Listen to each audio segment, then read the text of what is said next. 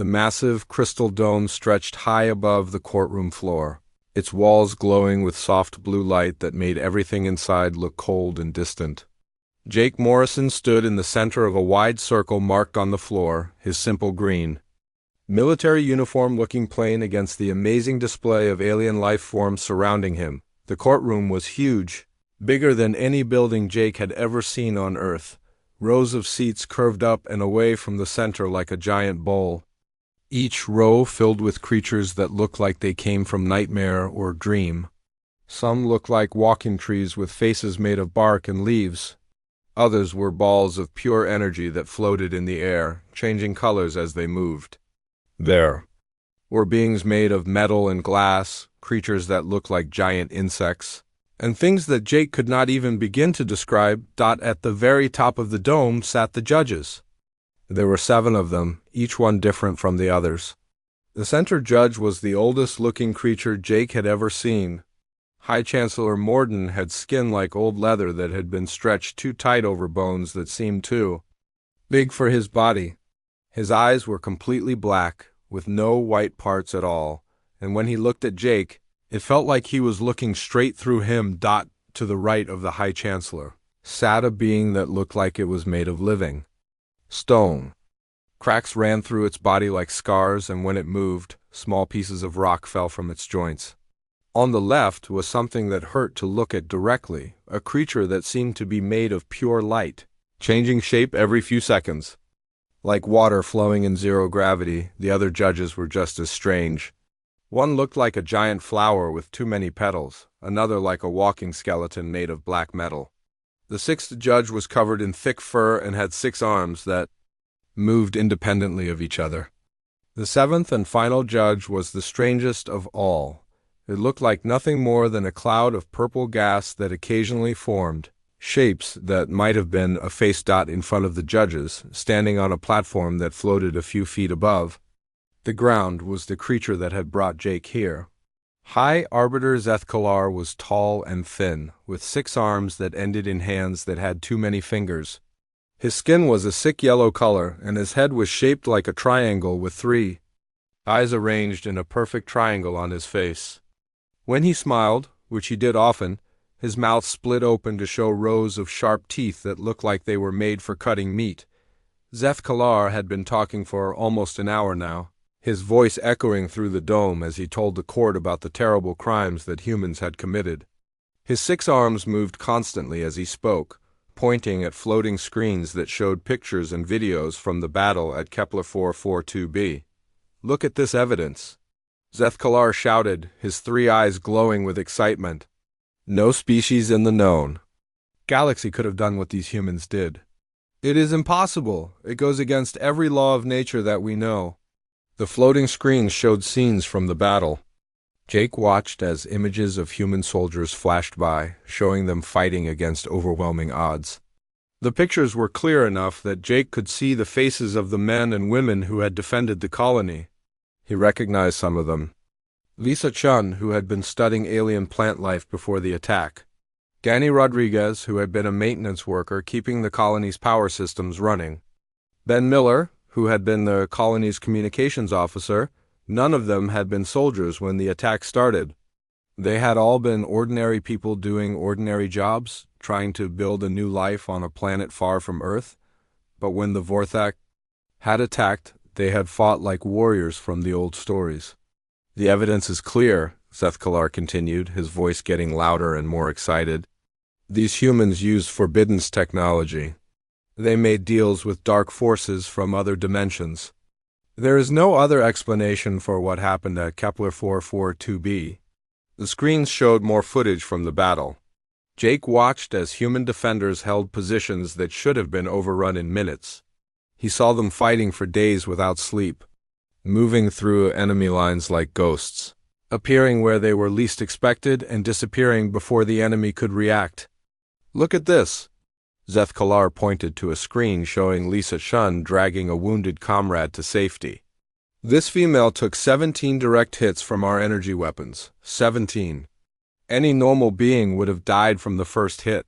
But she kept fighting. She kept moving. This is not natural. Laughter rippled through the courtroom. The sound was strange and disturbing, coming from creatures that did not laugh the same way humans did. Some made clicking sounds with their mandibles. Others let out high-pitched whistles. The energy beings flashed brighter colors. The sound mixed together into something that made Jake's skin crawl. And this one, Zethkalar pointed to another. Screen showing Danny Rodriguez setting up defensive positions. This male organized a defense using tactics that are not in any military manual we know. He used strategies that should not work, weapons that should not be effective, and somehow held back our finest warriors. More laughter echoed through the dome. Jake could feel the weight of hundreds of alien eyes watching him, judging him, finding him amusing. He was the only human in a room full of beings that saw his species as nothing more than an interesting curiosity. The Vorthic military has conquered 47 worlds, Zethkalar continued, his voice full of pride. Our warriors are the finest in the galaxy. Our technology is beyond what most species can imagine. Our tactics have been perfected over thousands of years of successful campaigns. And yet, somehow, these primitive humans held us back. The screens showed the final moments of the battle, when the Vorthak forces had begun to retreat despite their overwhelming advantage. Jake could see the confusion on the alien faces, the way they moved without coordination, the panic in their movements. Our commanders, Zethkalar said, his voice dropping to a whisper that somehow carried through the entire dome, experienced complete psychological breakdown. Warriors who had never known defeat, who had conquered entire star systems, were reduced to quivering masses of fear by these humans. The laughter grew louder. Even some of the judges seemed to be showing amusement, though it was hard to tell, with faces so different from human faces. The only possible explanation, Zethkalar declared, raising all 6 arms above his head, is that humanity has violated the sacred protocols of warfare. They have used forbidden technology. They have made pacts with forces that should not be contacted. They have cheated. The word cheated echoed through the dome like a thunderclap. The laughter stopped suddenly, replaced by a heavy silence that pressed down on Jake like a physical weight. Therefore, Zethkalar continued, his voice now formal and cold, the Vorthic Dominion demands that humanity be expelled from the galactic community. We demand that their homeworld be placed under permanent quarantine. We demand that they be forbidden from traveling between the stars ever again. The silence stretched on for long moments. Jake stood perfectly still in his circle, feeling the weight of the decision that was about to be made. Earth had only been part of the galactic community for 50 years. Humanity had just begun to explore the galaxy, to learn from other species, to build a future among the stars. All of that was about to end because of one battle, one moment when humans had been forced to fight for their lives. High Chancellor Morden leaned forward in his seat, his ancient black eyes fixed on Jake. When he spoke, his voice carried the weight of thousands of years. Human, he said, and the words seemed to echo through the dome like a judgment. You have heard the charges brought against your species. You have seen the evidence presented by the prosecution. The crimes you are accused of are serious indeed. Jake felt his heart beating faster, but he kept his face calm. He had known this moment would come ever since he had volunteered to represent humanity before the tribunal. The use of forbidden technology is punishable by exile from the galactic community, Morden continued. Contact with extradimensional entities is punishable by the complete destruction of the offending species. These are laws that have kept peace in the galaxy for over 10,000 years. The silence was complete now. Even the soft humming of the dome system seemed to have stopped. Jake could hear his own breathing, his own heartbeat loud in the absolute quiet. However, Morden said, and Jake caught a hint of something that might have been curiosity in the ancient being's voice. The law also requires that the accused be given the opportunity to present a defense. Though I suspect, given the evidence against you, that this will be a very brief proceeding. Laughter began to ripple through the courtroom again, but it was quieter now, more subdued. The judges seemed to be waiting for something, watching Jake. with the kind of attention that predators give to prey. "Human," Morden said, his voice carrying absolute authority, "you may now present your defense." Jake Morrison stepped forward, his boots clicking against the crystal floor with measured precision. He looked up at the 7 judges, then let his gaze sweep across the hundreds of alien beings watching him from the gallery. He was one human standing against an entire galaxy, but he was not afraid. "Your honors," he said, his voice carrying clearly through the vast space. Jake Morrison reached into his pocket and pulled out a small device that looked almost primitive compared to the advanced technology surrounding him. The holographic projector was simple by galactic standards, built from parts that any human engineer could understand and repair. When he activated it, the device hummed quietly and cast a flickering blue light into the air above his head. The alien judges leaned forward slightly, their curiosity evident despite their strange faces. Even High Arbiter Zethkalar stopped his pacing to watch what the human was doing. The gallery fell silent, though Jake could still hear the soft clicking and whistling sounds that passed for whispers among the various species. The hologram flickered to life, showing grainy footage from the battle at Kepler 442b. The images were shaky and unclear, taken from helmet cameras worn by human defenders and security systems that had been damaged in the fighting. The quality was poor compared to the crystal-clear displays that Zethkalar had used, but there was something raw and immediate about the footage that made it feel real. "High Arbiter Zethkalar is correct about one thing," Jake said, his voice steady despite the hundreds of alien eyes watching him. "The defense of Kepler 442b was unprecedented, but not for the reasons he believes." The hologram showed a human woman in damaged armor dragging another person to safety. Her name was Lisa Chun, and before the attack she had been a biologist studying plant life on the colony world. Her helmet camera showed her view as she moved through the battlefield. Energy blasts from Vorthak weapons lighting up the darkness around her. Lisa's breathing was loud and harsh in the recording. Her armor was cracked in several places, and Jake could see that she had been wounded.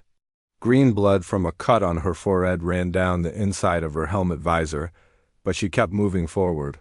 She pulled her injured colleague behind a pile of rubble, then immediately turned to scan for the next person who needed help. "The prosecution claims we used Forbidden's technology," Jake continued, gesturing to the hologram. "They claim we made dark pacts with beings from other dimensions. They claim our survival was impossible." The image changed to show Sergeant Danny Rodriguez, a maintenance worker who had become an impromptu squad leader when the original military officers were killed in the first assault. Danny was using basic projectile weapons and homemade explosives to hold back Vorthak forces that should have overrun his position within minutes. The alien audience watched in silence. As Danny coordinated his small group of defenders, he was not shouting orders like a military commander. Instead, he spoke quietly into his communication device, his words calm and measured. "Maria, I need you to move 3 meters to your left. There's a weak spot in their line there. Tony, wait for my signal, then throw your grenade at the blue marker I'm painting on your display." Jake could see the confusion on some of the alien faces. This was not how military operations were supposed to work. There was no rigid hierarchy, no formal battle plans, no by-the-book tactics. The humans were making it up as they went along, adapting to each situation as it developed. "They claim our survival was impossible," Jake repeated, his voice growing stronger. "But the prosecution has made a fundamental error.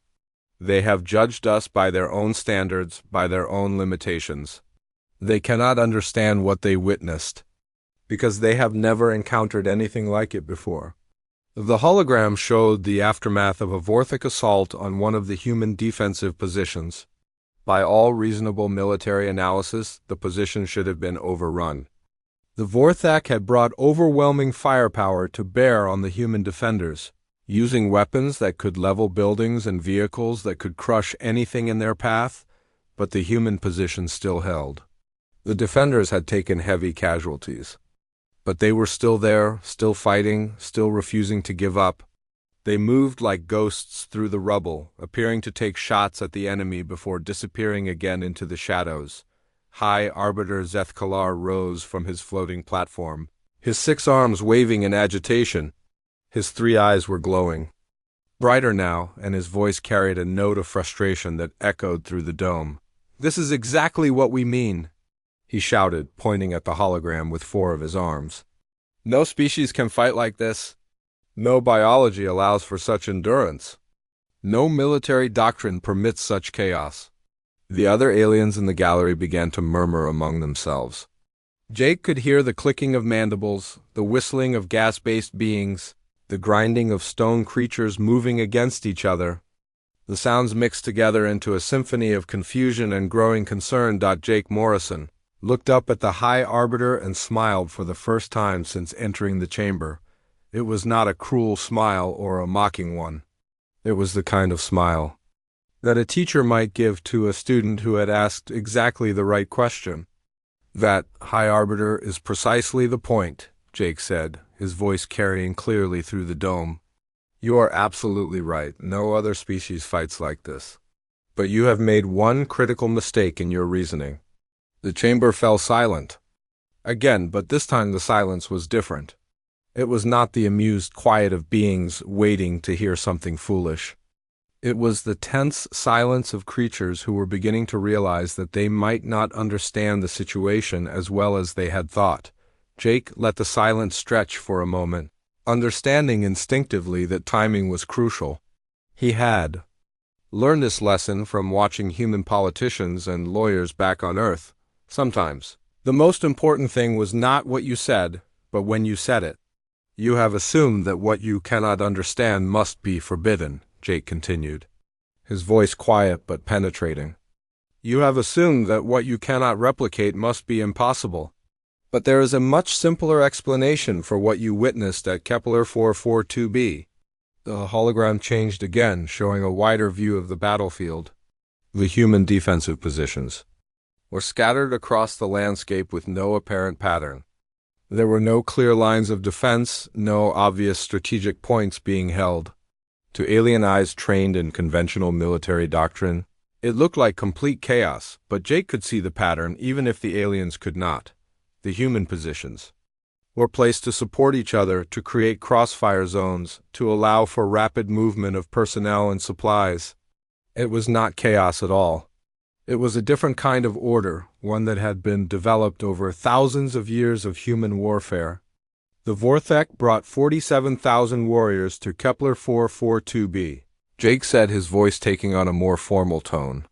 They had superior numbers, superior technology, and superior firepower. Their battle plan was perfect by every standard of conventional military science. The human colony had fewer than 3,000 defenders, most of whom were civilians with no military training. The hologram showed the initial stages of the battle, where the Vorthek forces had indeed seemed to be winning. Human positions were being overrun, defensive lines were collapsing, and it appeared that the colony would fall within hours. But then something changed, Jake said, and his voice carried a note of pride that he made no effort to hide. The human defenders stopped fighting like soldiers and started fighting like humans. The image shifted to show Captain Ben Miller, who had taken command when the original colony administrator was killed in the first assault. Ben had been a communications officer, responsible for maintaining contact with Earth and other human colonies. He had never commanded troops in battle, never studied military strategy, never been trained for combat leadership, but when the crisis came, Ben had made a decision that changed everything. Instead of trying to hold fixed positions against the Vorthek assault, he had ordered his people to abandon conventional defensive tactics entirely. Captain Miller did something that no military academy in the galaxy teaches. Jake explained, his voice growing more intense. He told his people to stop thinking like soldiers and start thinking like survivors. The hologram showed the transformation in real time. Human defenders began moving unpredictably, abandoning positions that looked strong to take up positions that looked weak. They stopped trying to hold ground and started trying to make the enemy afraid to take it. The Vorthek had prepared for a siege, Jake said, his voice carrying the weight of revelation. They had planned for conventional warfare. They had equipped themselves to fight soldiers. But what they encountered were not soldiers. They were people fighting for their homes, their families, their very existence. The footage showed Lisa Chun again, but this time from a different angle. Jake could see what she had been doing when she charged into enemy fire. She had not been acting recklessly or following some desperate plan. She had been executing a complex maneuver designed to draw Vorthic attention away from a group of wounded civilians who were being evacuated. Private Chun did not charge into enemy fire because she was brave, Jake said quietly. She charged because she had calculated that her action would save more lives than it would cost. She was willing to sacrifice herself because she understood, something that the Vorthak did not. The alien audience was completely silent now, hanging on every word. Even the judges seemed to be leaning forward, their alien faces showing expressions that might have been curiosity or concern. She understood. Jake continued, his voice growing stronger, that some things are worth dying for. The silence in the tribunal chamber stretched like a held breath. Jake Morrison stood in his circle on the crystal floor, watching as hundreds of alien beings processed what he had just told them. The soft blue glow from the dome walls seemed to pulse with the tension in the air. Jake reached into another pocket and pulled out a small data chip. He inserted it into his holographic projector, and the device hummed slightly as it loaded new information. The flickering image above his head changed, showing what looked like a medical examination room. Dr. Amy Foster, our xenobiologist, prepared this analysis before I came here, Jake said, his voice taking on the tone of someone explaining a complex idea to students. With your permission, I would like to show you exactly what you witnessed at Kepler 442b. The hologram displayed two figures side by side. On the left was a human body, shown in cross-section like the anatomy pictures Jake remembered from school textbooks. On the right was a Vorthak warrior, its internal structure visible in the same detailed way. The differences between the two species were immediately obvious, but Jake began by pointing out the similarities. Like many species represented in this tribunal, humans evolved from predators, Jake explained, using a small pointer to highlight different parts of the human body. We have eyes that face forward for judging distance when hunting. We have efficient digestive systems for processing meat. We have social structures built around working together in groups. Several aliens in the gallery nodded or made gestures that seemed to indicate agreement. These were traits that many species shared, the basic building blocks of intelligent life that had developed in similar ways across the galaxy. But evolution shaped us differently than it shaped most of you. Jake continued, and his pointer moved to highlight the human cardiovascular system. The heart was large and powerful, surrounded by blood vessels that branched throughout the body like the roots of a tree. Our ancestors were not just hunters. They were persistence hunters. High Arbiter Zethkalar shifted on his floating platform, his three eyes focused intently on the display. Explain this term, he demanded, his voice carrying less hostility than before, but still thick with suspicion. Jake nodded respectfully. On Earth, early humans hunted animals that were faster and stronger than they were. But humans had one advantage that their prey did not. They could run for hours, even days, without stopping. They would chase their prey until the animal collapsed from exhaustion. The hologram zoomed in on the human respiratory system, showing lungs that were larger than those of most species, connected to a network of blood vessels that could carry oxygen efficiently throughout the body even under extreme stress. Human bodies are designed to function under pressure for very long periods, Jake explained. When Lisa Chun was shot 17 times by Vorthak energy weapons, her body kept working because it had evolved to keep working even when damaged. This is not Forbidden's technology. This is simply how we are built. A new murmur ran through the gallery, but it was different from the laughter that had filled the chamber earlier. This was the sound of beings trying to understand something that challenged their basic assumptions about what was possible. The display shifted to show the human nervous system, with special focus on the brain.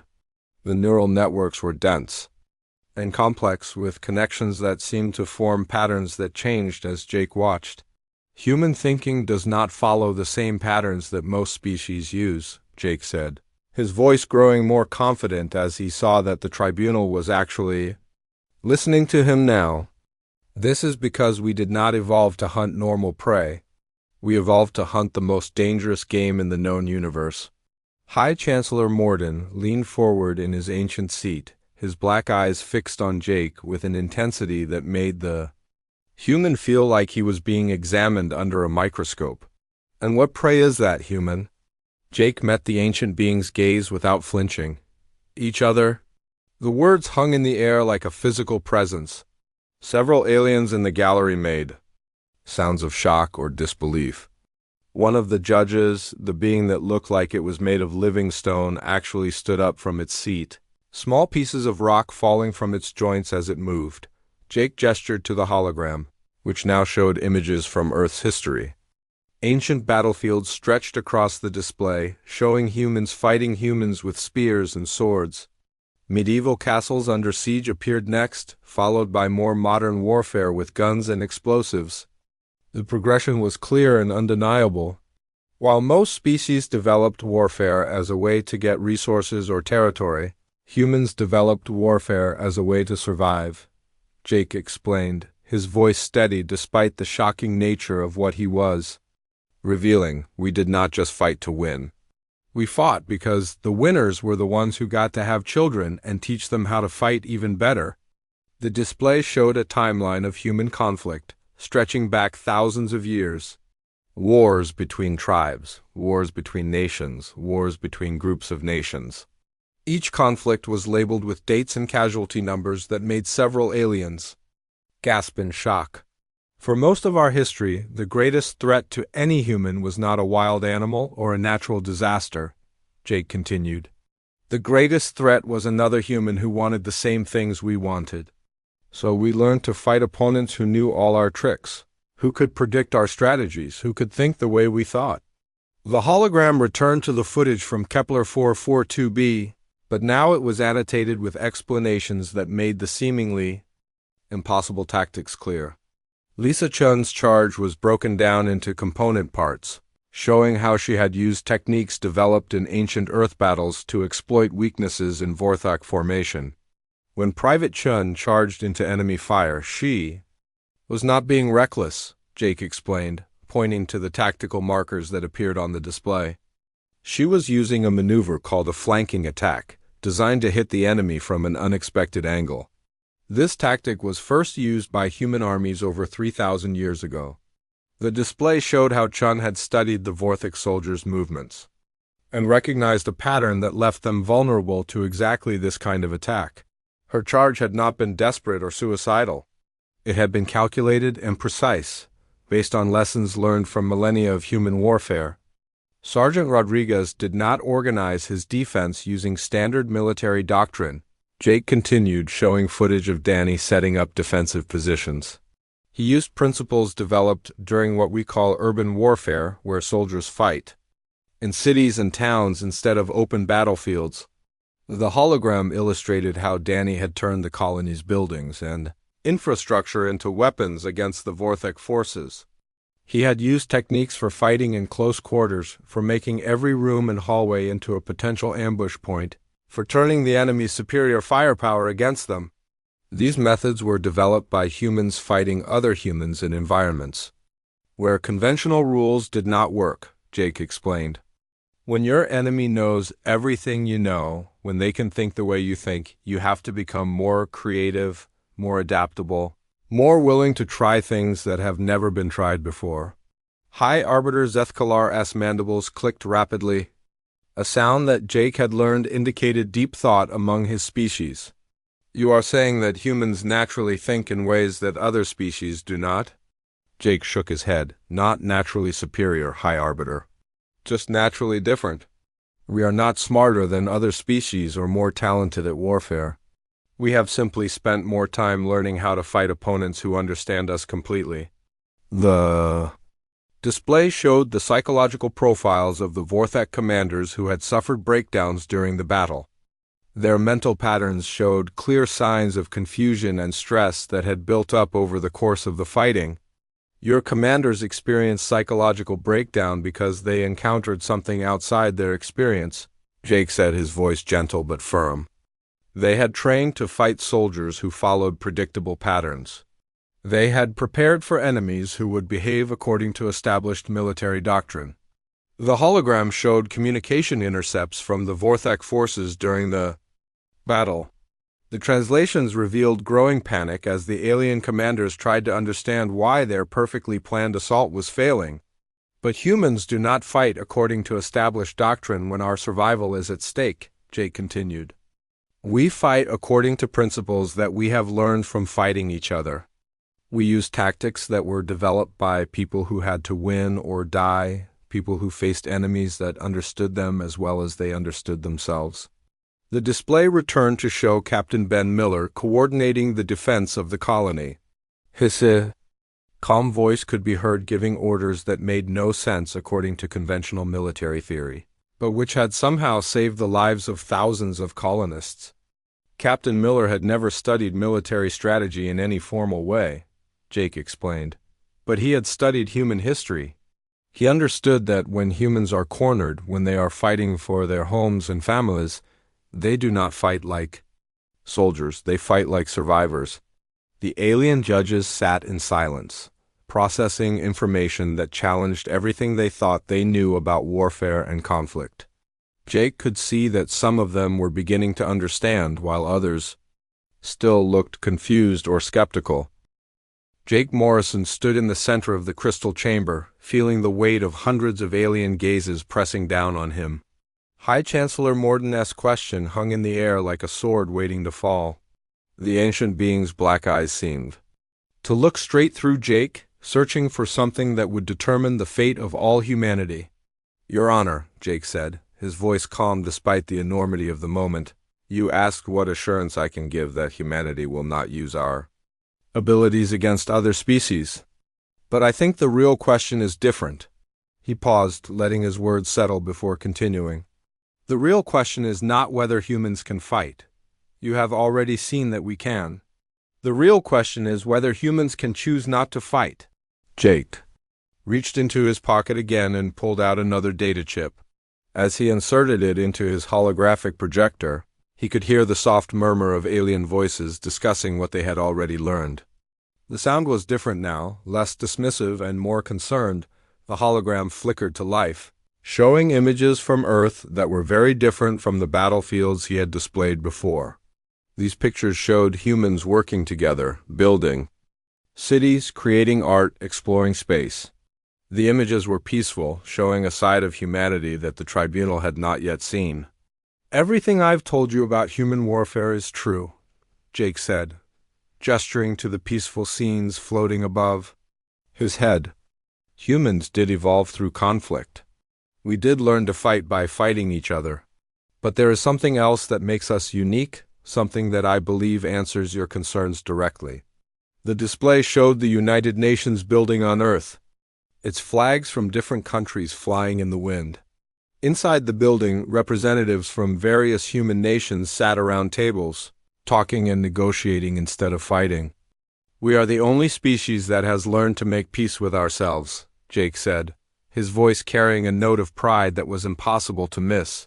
"The same creativity that we used to develop new ways of fighting, we learned to use for developing new ways of not fighting." High Arbiter Zethkalar shifted on his floating platform, his three eyes narrowing as he studied the images. "Humans still fight wars," he pointed out, his voice skeptical. "Your own history shows conflicts that continued, even after you developed these peacemaking institutions." Jake nodded, accepting the criticism without defensiveness. "You are absolutely right, High Arbiter. Humans do still fight sometimes, but look at what we have accomplished." The hologram changed to show a timeline of human history, but this time it focused on the spaces between the wars. It showed periods of peace that grew longer over time, trade relationships that replaced military conflicts, and international agreements that prevented wars before they could start. 200 years ago, the nations of Earth were almost constantly at war with each other, Jake explained, pointing to markers on the timeline. Conflicts that killed millions of people happen regularly. But as we learned more about warfare, we also learned more about peace. The display showed the gradual development of international law, diplomatic protocols, and economic cooperation between human nations. What had once been a world divided by constant conflict had slowly transformed into something resembling the cooperative civilization that now sent representatives to the stars. We discovered something that I believe no other species has had to learn, Jake continued, his voice growing more intense. We learned that the same abilities that make us dangerous in war can make us valuable in peace. The hologram shifted to show the human colony on Kepler 442b, but this time it focused on the civilian areas rather than the military installations. The images showed schools where human and alien children learned together, hospitals where human doctors treated patients from dozens of different species, and research facilities where human scientists worked alongside alien colleagues. The colony that the Vorthok attacked was not a military base, Jake said quietly, letting this revelation sink in. It was a research station. The people who defended it were not soldiers. They were teachers, doctors, engineers, and scientists who had never expected to fight for their lives. Several aliens in the gallery made sounds of surprise. Jake could see some of the judges exchanging glances, their strange faces showing expressions that might have been concern or confusion. Private Lisa Chun was not a warrior, Jake continued, showing the biologist's personnel file on the holographic display. She was a xenobiologist who had spent 5 years studying plant life on Kepler 442b. She had published papers on alien botany that had been read by scientists throughout the galaxy. The display showed some of Lisa's research, including detailed studies of native plant species and recommendations for sustainable agriculture on colony worlds. Her work had helped other species establish their own colonies, sharing knowledge that had saved lives and prevented environmental disasters. When she charged into enemy fire, she was not acting as a soldier following orders, Jake explained. She was acting as a person protecting her colleagues, her research, and the children. In the colony school where she taught part-time, the hologram showed footage from after the battle, focusing on the human survivors as they worked to help both human and Vorthok wounded. The same people who had fought with such intensity were now providing medical care to their former enemies, treating alien warriors with the same dedication they showed to their own people. Sergeant Danny Rodriguez had been the colony's chief maintenance engineer, Jake said, showing video of Danny working on power systems and water purification equipment. His job was to keep the colony running, to make sure that everyone had electricity and clean water and working communication systems. The display showed Danny's work records, revealing a man who had spent years learning about alien technology, adapting human engineering principles to work with equipment designed by dozens of different species. His innovations had improved life not just for humans, but for alien visitors and researchers who had come to study the colony. When he organized the defense of the colony, he was not thinking like a military commander, Jake explained. He was thinking like an engineer, someone whose job was to solve problems and keep systems working even under the worst conditions. The hologram showed the aftermath of the battle from a different perspective, revealing how Danny had managed to keep the colony's essential systems running throughout the fighting. Power had never failed, water had continued to flow, and communication links had remained open to allow coordination of the defense. Captain Ben Miller had been the colony's communications officer, Jake continued, showing footage of Ben coordinating with Earth and other human settlements throughout the galaxy. His job was to maintain contact with home, to handle diplomatic communications with alien species, and to make sure that everyone in the colony stayed connected to the larger galactic community. The display showed Ben's communication logs, revealing years of patient diplomatic work. He had helped resolve disputes between different groups in the colony, had facilitated trade agreements with alien merchants, and had even helped arrange marriages between humans and compatible alien species. When he took command during the battle, he was not thinking like a military leader, Jake said. He was thinking like a diplomat, someone whose job was to find solutions that everyone could live with. The hologram showed the final moments of the battle, when Ben had managed to establish communication with the Vorthok commanders. Instead of demanding surrender, he had offered medical assistance for their wounded and safe passage for their forces if they agreed to end the attack. "This is what makes humans unique," Jake said, his voice carrying conviction that seemed to fill the entire chamber. "We have the capacity for both ultimate violence and ultimate compassion. We can fight with the intensity that you witnessed at Kepler 442b, but we can also choose not to fight at all." The display showed examples of human conflict resolution from throughout their history, demonstrations of how the same creative thinking that made humans dangerous in war had been turned toward making peace. Mediation techniques, international courts, economic cooperation agreements, and cultural exchange programs all showed humanity's commitment to finding alternatives to violence. "The people who defended Kepler 442 billion were not warriors," Jake said, returning to the footage of Lisa, Denny, and Ben. "They were builders, teachers, healers, and explorers who had dedicated their lives to creating something better than what they had inherited." He turned to address the tribunal directly, his voice carrying the weight of absolute sincerity. "Humanity requests continued membership in the galactic community, not despite our capacity for warfare, but because of our capacity to choose peace. We offer our knowledge of conflict resolution, our experience in international cooperation, and our understanding of how to transform former enemies into friends." The chamber was completely silent as Jake reached the heart of his argument. Even the soft background hum of the station's systems seemed to have stopped. "We have learned something that I believe no other species has had to learn," he said, his voice growing stronger with each word. "We have learned that the same qualities that make a people dangerous in war can make them invaluable in peace." High Chancellor Morden leaned forward. The silence that followed Jake Morrison's final words seemed to stretch forever. In the massive crystal dome, hundreds of alien beings sat perfectly still, processing what they had just heard. The soft blue glow from the walls pulsed gently, but even that seemed muted by the weight of the moment. High Chancellor Morden slowly leaned back in his ancient seat, his black eyes never leaving Jake's face. The other 6 judges remained motionless, their strange forms creating an otherworldly tableau against the crystalline backdrop. For several long minutes, the only sound in the chamber was Jake's own breathing. Finally, the Chancellor spoke, his voice carrying the authority of eons. "The tribunal will recess to deliberate. The defendant will remain in the chamber." The 7 judges rose from their seats with movements that seemed to defy the laws of physics, the energy being dissolved into pure light before reforming near an exit. The stone creature moved with surprising grace despite its massive size.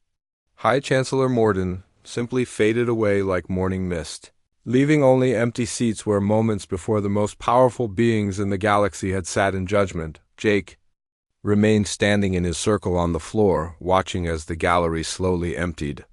Some aliens left quickly, their movements suggesting excitement or concern. Others lingered, staring at Jake with expressions that he could not read on their alien faces.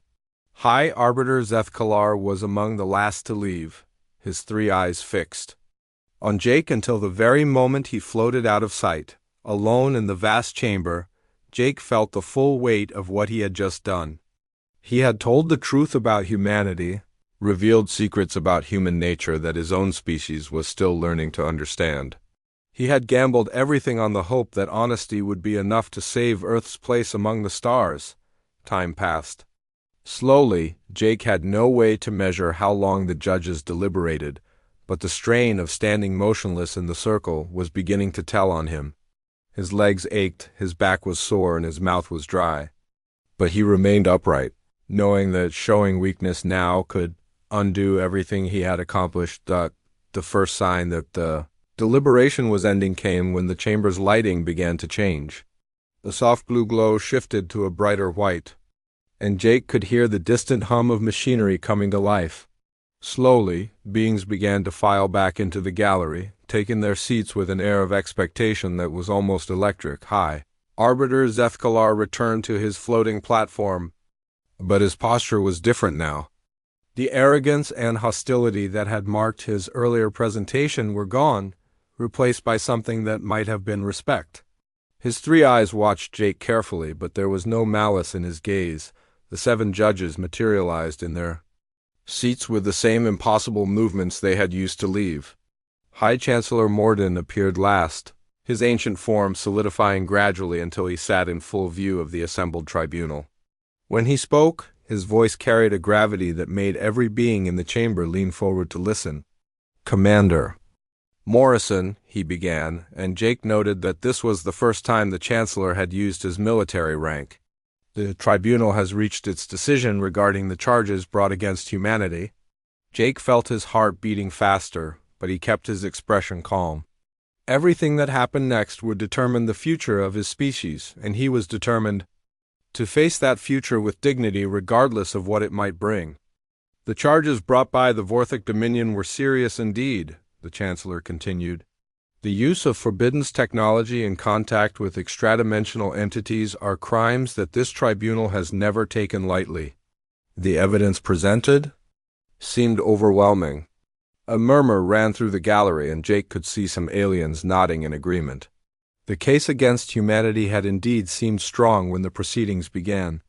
"However," the Chancellor said, and that single word changed the entire atmosphere in the chamber, "your presentation has revealed information that casts the events at KEPLER 442b in an entirely different light."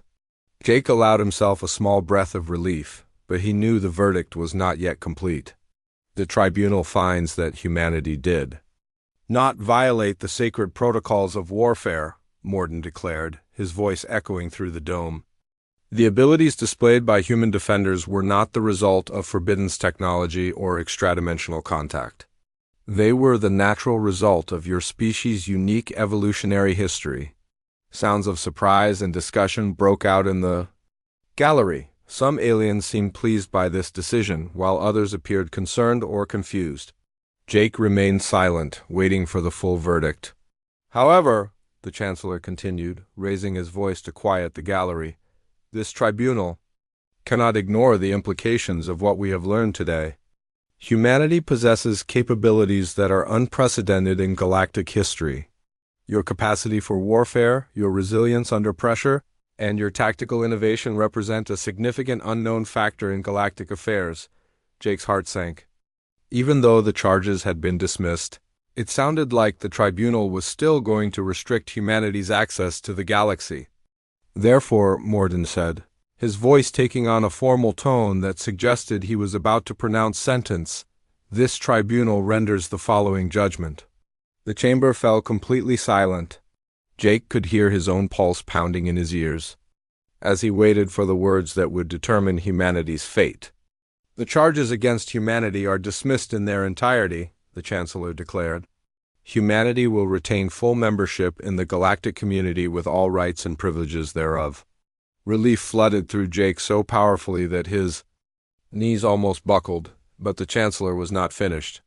"Furthermore," Morden continued, "this tribunal recognizes that humanity's unique perspective on conflict and resolution represents a valuable resource for the galactic community.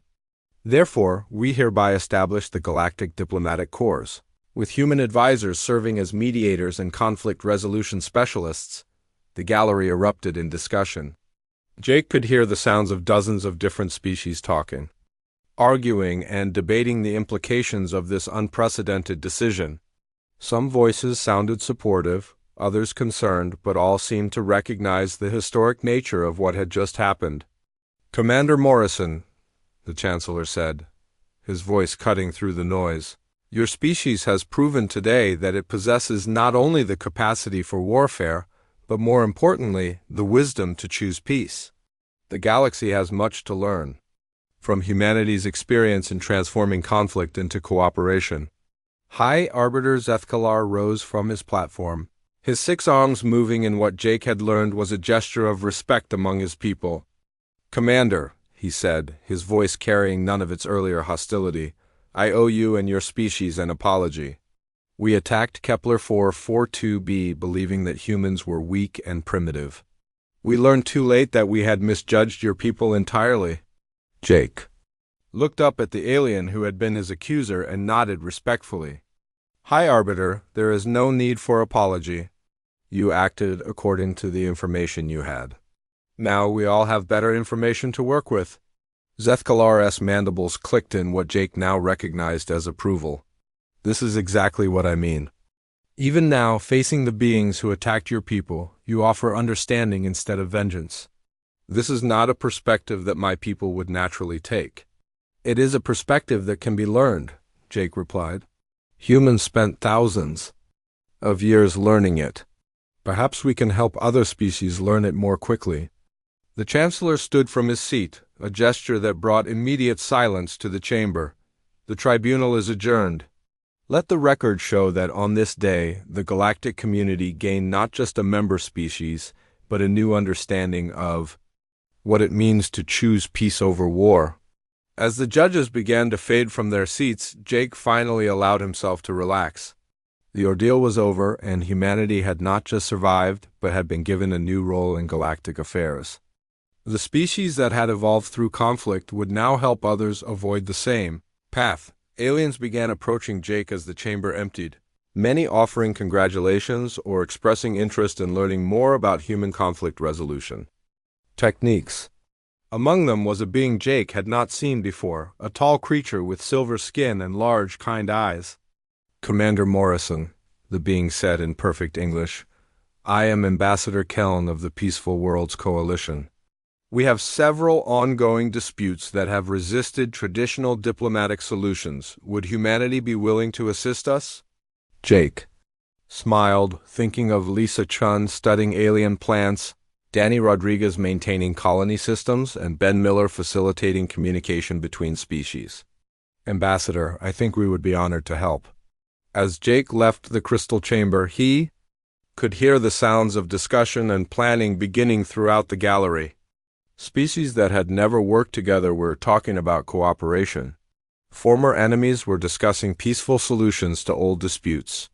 The galaxy was about to discover what humans had learned through painful experience over thousands of years. Sometimes, the greatest victory was not winning a war, but making it unnecessary to fight one in the first place. The tribunal had laughed when the proceedings began, dismissing humanity as a primitive species with impossible claims. But by the time the human had finished speaking, they understood that they had witnessed something unprecedented in galactic history.